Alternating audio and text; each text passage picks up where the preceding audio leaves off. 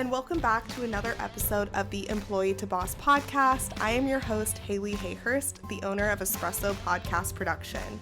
Today, my guest is Adeline Nieto. Adeline is a brand and commercial photographer based in New York City. She is passionate about transformation, thoughtfulness, and representation of the underrepresented or misrepresented. When Adeline is not creating imagery, she is a self-love coach and business coach, helping people show up as their best, most authentic version of themselves. I absolutely love this interview, so I cannot wait for you to listen. In this episode, we talk about her journey from becoming a teacher to then starting her business as a brand photographer, coach, and self-love coach. And she shares some tips on how to prepare for a brand photo shoot, how to make sure that your branding is all together. And we also talk a lot about the self-love journey that a lot of people go on, especially when starting your business. One thing that you really need to do is build trust in yourself. And I think that this is beautiful, and Adeline explains it so well. So I can't wait for you to listen to that in the 3 action steps. But there's so much value in this interview. If you have any questions, be sure to reach out to me or her, and we can help you with any of your questions. You can find both of our links in the show notes. So let's get right into this episode. Hey, Adeline, thank you so much for joining me on the Employee to Boss podcast. I'm so excited to be speaking with you today.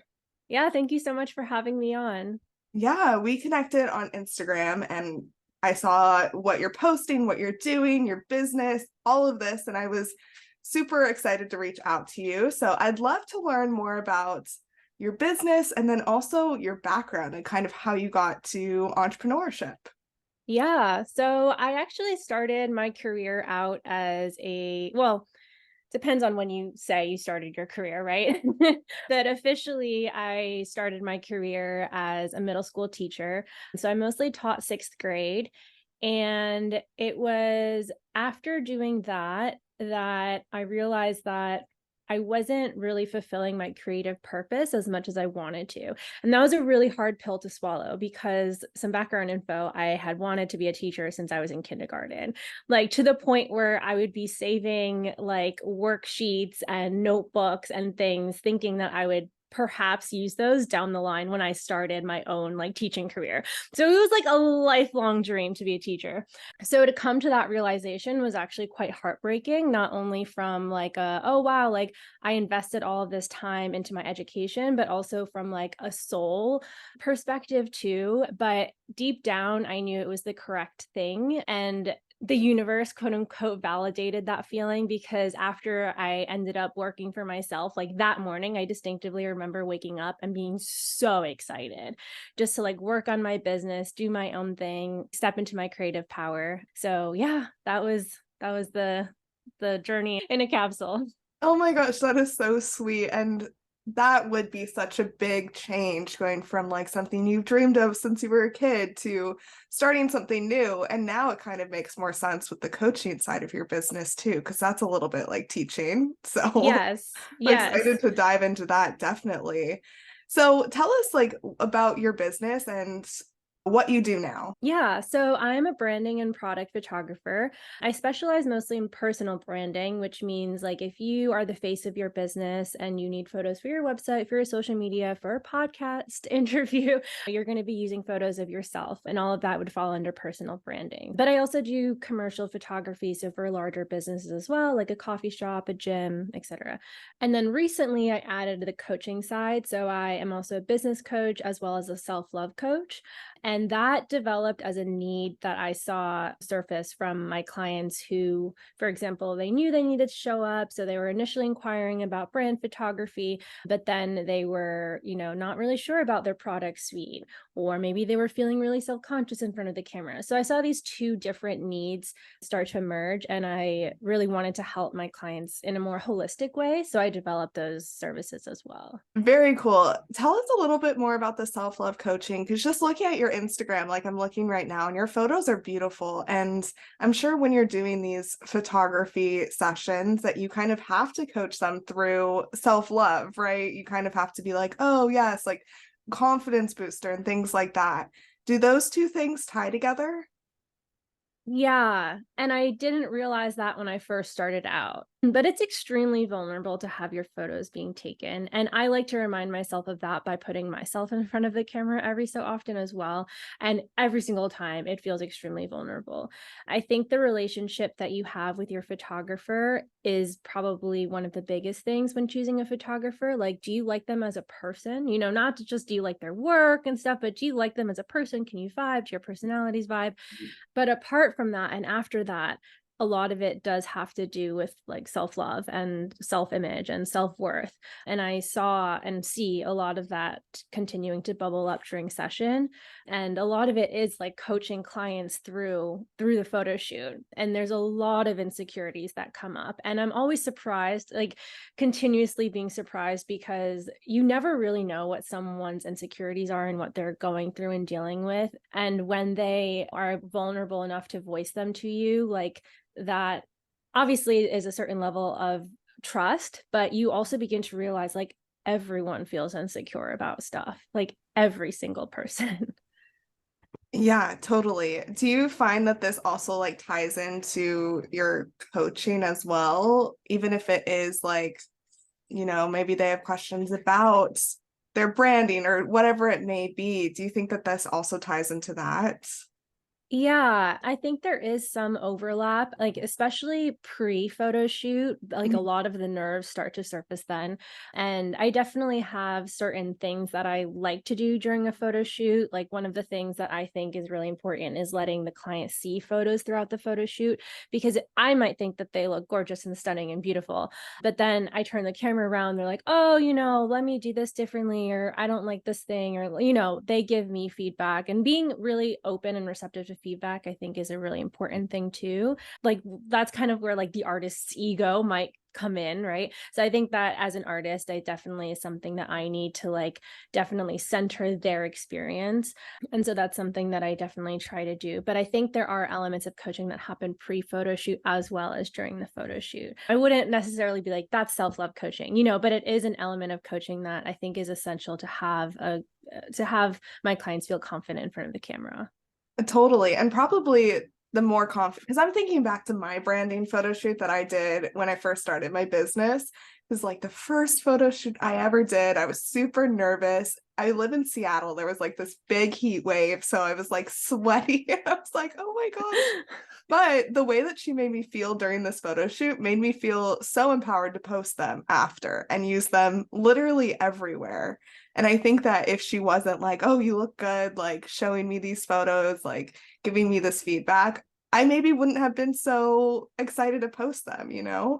Yeah, and I think in every photo shoot, there's like a breakthrough moment, like Mhm. where they do see photos that they like. And that's like what I call in my own head, like a breakthrough moment, because then they like relax into the photo shoot. Like they start to be like, okay, I can see where this is going. Like this is going to go well. And for every photo shoot, the breakthrough moment like happens at different stages, but there is that sigh of relief almost that happens at some point where they're like, okay. And then I obviously, ask for reviews and everything after the photo shoot, and a lot of my clients describe the experience as empowering, because actually it is their first professional photo shoot. For a lot of them, are business owners. They've never had their photos done, apart maybe from wedding photos, let's say. And they describe the experience as empowering because it's not just the photos that they get. Like, I think that that's what they go in envisioning, but it's way more than that. Like, my clients, after they get their professional photos and start using them, like, I see them launching courses and starting podcasts and Mm. showing up on social media, and not just with their photos, but like their face, like, so it's not just the photos. It, like, I think it really truly extends more than just the photos. I think the photos kind of act as like a catalyst, the tip of the iceberg. And that's really the tangible thing that they get. But I think they get way more intangible like benefits from it after. Oh, I love that because then you also feel professional and you can kind of ditch those Yes. iPhone photos and selfies and all those things that we usually start our business with. My branding photo shoot was the first investment I made into my business. And so I Mhm. kind of felt like I was like, ooh, I'm like a real business owner now. Yes, exactly. That's what I was actually just about to say too. It's the first investment for a lot of business owners. I mean, it's scary, branding Mhm. photography, especially for a first year business owner, that can be a really big investment for them. But after you get through to the other side, it's like, okay, I did this thing. And so the next time like you're looking at a big investment and you're like, wait, I did this before. I can do this again. Totally. It's so empowering. So that's awesome. And you're in New York, and I'm sure there's tons of like beautiful places that you can take photos. I've never been to New York, but it's like Oh. I need to. Everyone is telling me I need to make it there. But I'm just, seeing photos and things like that, like the photos you take are in such beautiful areas. The lighting is amazing. Your clients look so happy and glowing. And we've talked a lot about like how it can change you and like your thoughts. But I also want to think about maybe some advice on taking photos with your ideal client in mind. Like, oh, we do this for ourselves, but we also do this to make money. So how can we Mhm. think about our potential clients or our ideal clients, especially when you're like new in business and are trying to book maybe some of your first customers?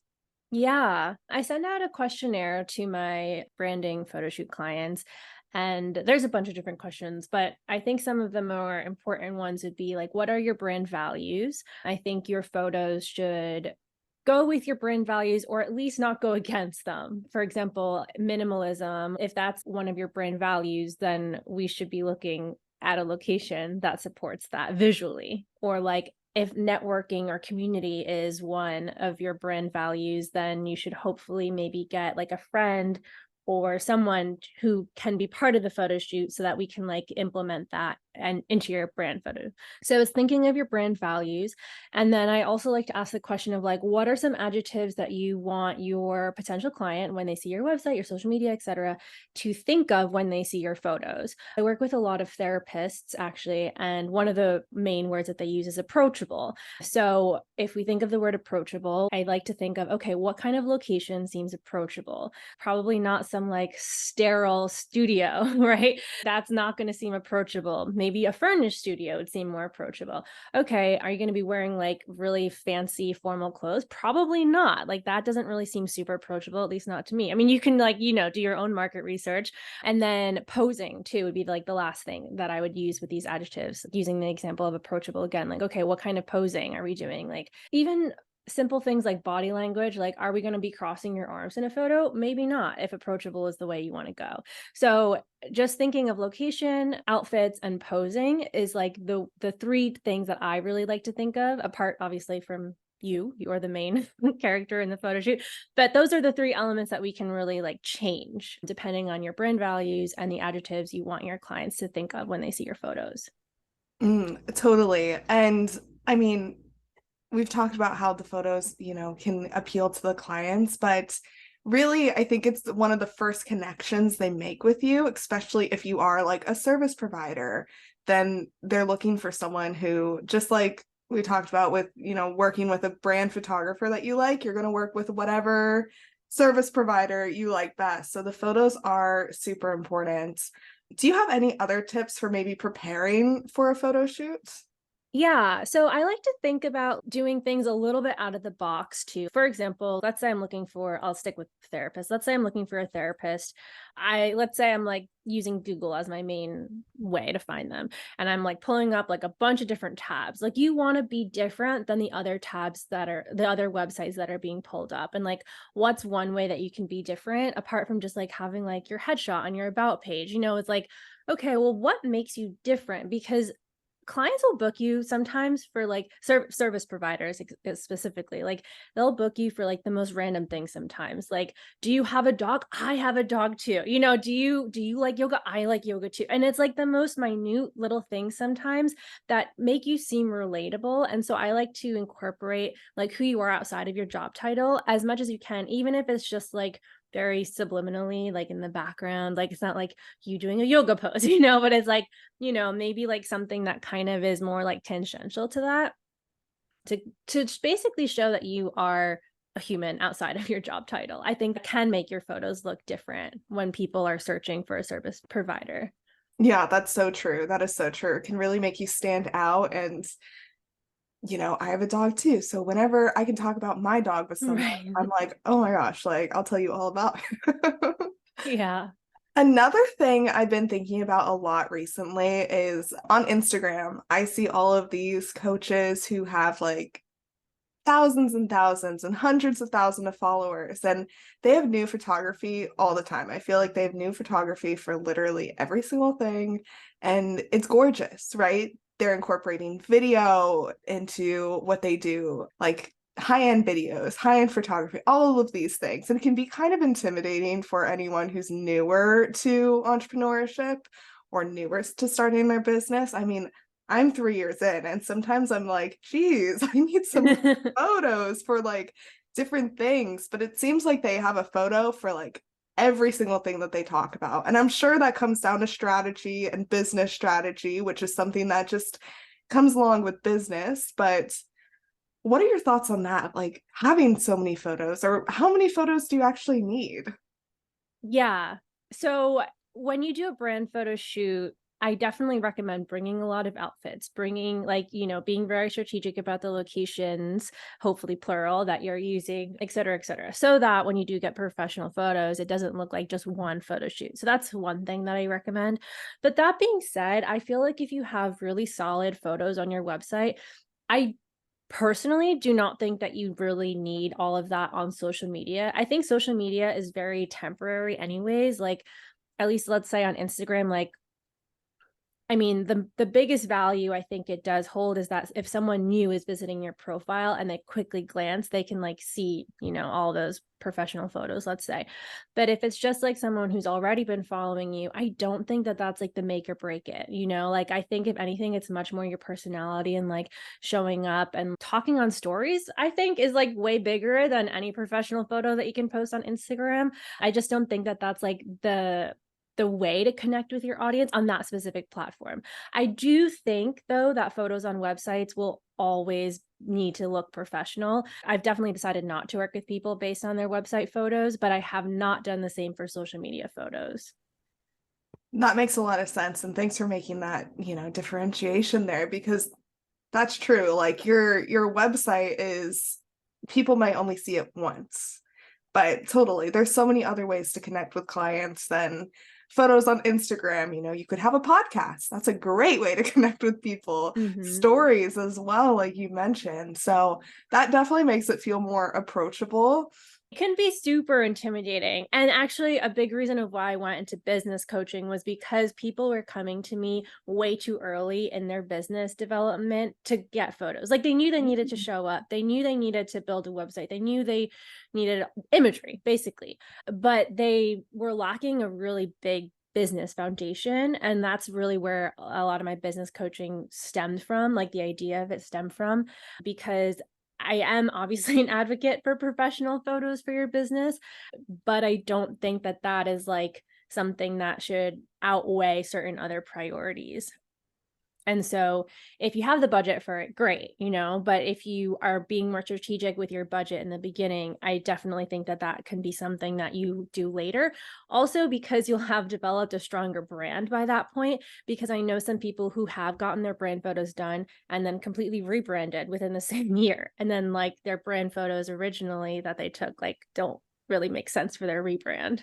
Yeah. Yeah. Tell us a little bit more about your coaching, like what that all encompasses, when you started it, and kind of like you talked a little bit about why you started it, but a little bit more about that. Super interested to learn. Yeah, so I started business coaching maybe 6 months ago, I want to say.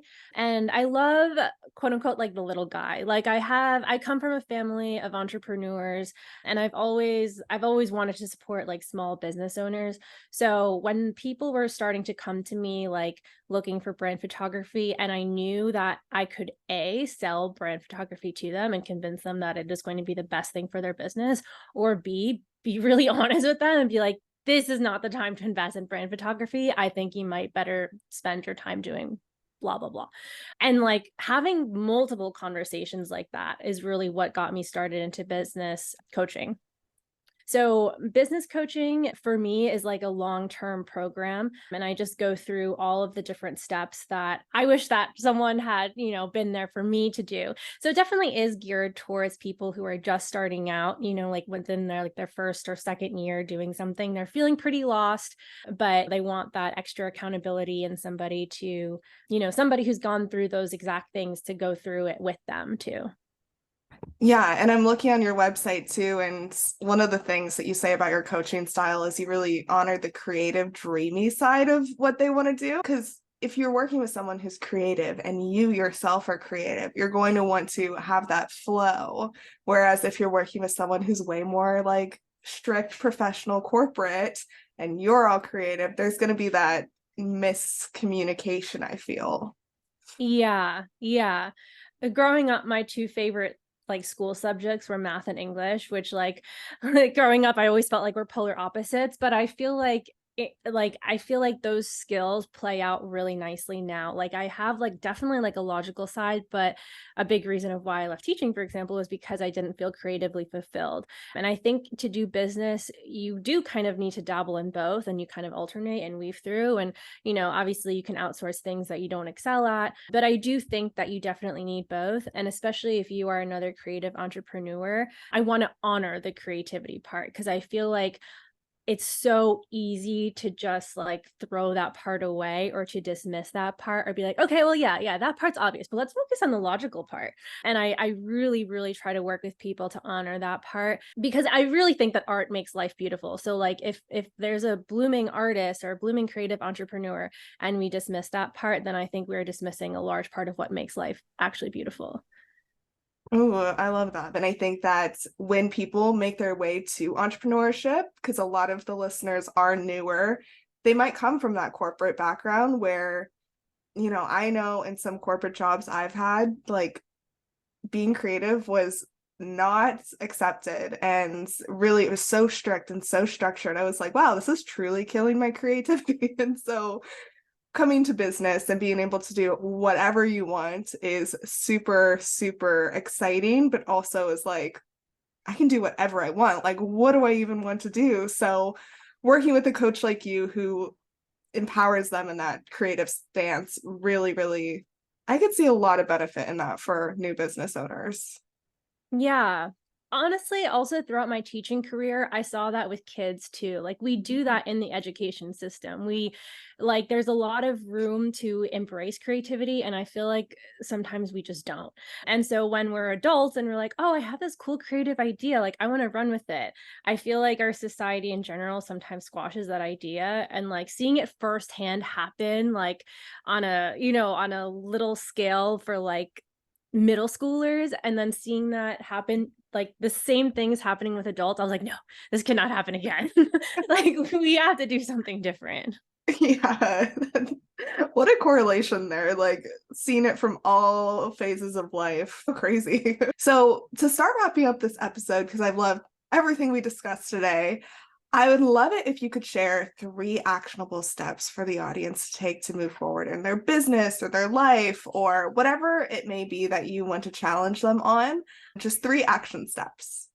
Yeah. So I would say the first one is to build trust in yourself every day. So, if we're going to take big leaps in business or big leaps in life in general, and we don't trust ourselves, then, we have nothing. I think trust in yourself is the utmost important thing. So if you can build trust in yourself every day. So like, for example, that might mean like, okay, I make a promise to myself that I'm going to go to the gym at the end of the day. And like you should be keeping that promise to yourself to build trust in yourself. Or like, oh, okay, I'm going to work on, one page on my website this week. By building trust in yourself and actually working on that web page, like you're building that muscle is basically what I'm trying to get at. And I think that by making that muscle stronger, you can therefore start taking bigger leaps because you begin to trust yourself more and more and more, so that when you take a big leap, it's not that scary. And then another actionable step I would say is just to journal. I've heard a lot about morning pages. I'm going to start doing them, but journaling in general, especially during like stressful moments, I think is really helpful, because there can be a lot of like chaos running around in your head sometimes. And I feel like just getting it out on paper clears all of that fog away, sometimes to get to the root of what you really need to be focusing on. And sometimes journaling can even be the means to, discovering a solution to the problem, etc. But I like journaling in general just because I feel like it declutters. And then the last one I would say is just like taking walks, just kind of the same thing, clearing the clutter, like just kind of, moving your body, like building that mind-body connection and just kind of, settling in. Yeah, I love those. And that first one you said, building trust in yourself, resonates with me so much. I need to reflect on that more.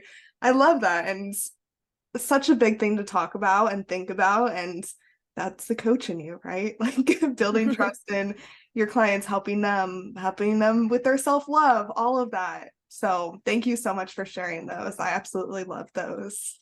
Yeah, thank you. And I always listen to podcasts, and I always like take away like from the 3 actionable steps. And so I love that you add that to the end of your podcast. Oh, thank you. That's so sweet. That means a lot. I really appreciate that.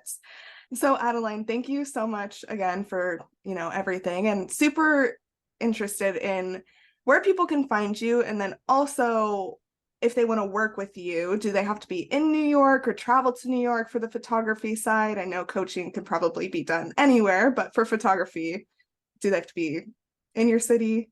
Yeah, great question. So I serve New York City as my main hub, so to say, but I definitely love travel. I think that a big reason of why I got into photography is so that it could also take me places too. So not just New York City folks I work with, but I can definitely travel. And people can find me by visiting my website, adelineartistry.com, or find me on Instagram at Adeline Artistry Studio. Awesome. I will put both of those in the show notes. And again, I just really want to thank you for joining me today and sharing all of your expertise with us. Yeah, thank you so much for having me. It was great. Of course. I'll talk to you soon. Talk to you. Bye. Bye. Thank you for listening to the Employee to Boss podcast. If you made it to the end of this episode, I hope that you implement the actionable steps from this week's experts so you can get started with your business today. Please rate, review, and subscribe to the Employee to Boss podcast on Apple Podcasts, Spotify, YouTube, or wherever you listen to your podcasts. It helps more than you could ever imagine. Remember, a little progress each day leads to big results. We come out with a new episode every Tuesday. To access our show notes, transcripts, and courses, please check out espressopodcastproduction.com.